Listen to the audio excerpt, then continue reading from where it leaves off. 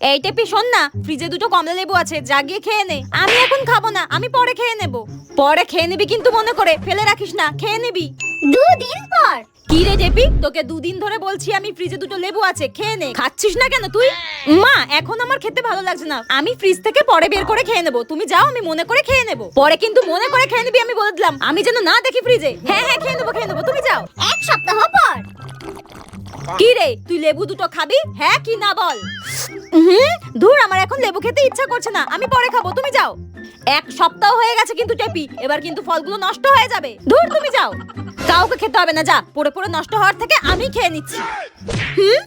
বলে বলে আমি আর পারছি না, কাউকে খেতে হবে না, আমিই খাবো। মা, তুমি লেবুটা ছাড়িয়েছো? হ্যাঁ, কই আমাকে দাও, আমি খাই। হ্যাঁ, তুমি লেবুটা ছাড়িয়েছো, আমাকে একবার ডাকবে না? শীতকালে কিন্তু কমলা লেবু খেতে দারুণ লাগে, বলো মা। সাদা কি জানোয়ার বলি আমি একে?